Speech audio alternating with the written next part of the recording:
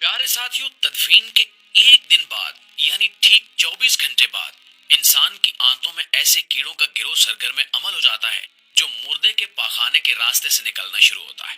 اس کے ساتھ ہی ناقابل برداشت بو پھیلنا شروع ہو جاتی ہے، جو کہ اصل میں اپنے ہم پیشہ کیڑوں کو دعوت دیتے ہیں۔ یہ اعلان ہوتے ہی بچھو اور تمام کیڑے مکوڑے انسان کے جسم کی طرف حرکت کرنا شروع کر دیتے ہیں اور انسان کا گوشت کھانا شروع کر دیتے ہیں۔ تدفین کے 3 دن بعد سب سے پہلے ناک کی حالت تبدیل ہونا شروع ہو جاتی ہے۔ 6 دن بعد ناخن گرنا شروع ہو جاتے ہیں۔ 9 دن کے بعد بال گرنا شروع ہو جاتے ہیں۔ انسان کے جسم پر کوئی بال نہیں رہتا اور پیٹ پھولنا شروع ہو جاتا ہے۔ ناظرین، 17 دن بعد پیٹ پھٹ جاتا ہے اور دیگر اجزاء باہر آنا شروع ہو جاتے ہیں۔ 60 دن بعد یعنی کہ 2 مہینے بعد مردے کے جسم سے سارا گوشت ختم ہو جاتا ہے۔ انسان کے جسم پر بوٹی کا ایک ٹکڑا باقی نہیں رہتا۔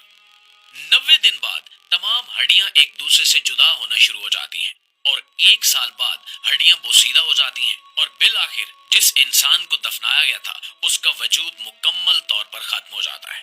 تو میرے دوستو، غرور، تکبر، ہرس، لالچ، گھمنڈ، دشمنی، حسد، بغض، جلن، عزت، وقار، نام، عہدہ اور بادشاہی، یہ سب کہاں جاتا ہے؟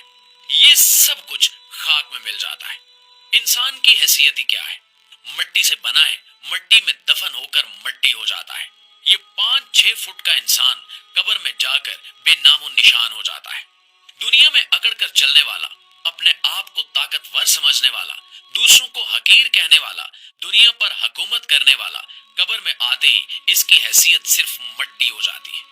لہٰذا انسان کو اپنی ابدی اور ہمیشہ کی زندگی کو خوبصورت اور پرسکون بنانے کے لیے ہر لمحہ فکر کرنی چاہیے، اپنے اللہ کو یاد کرنا چاہیے، ہر نیک عمل اور عبادت میں اخلاص پیدا کرنا چاہیے اور خاتم بالخیر کی دعا کرنی چاہیے۔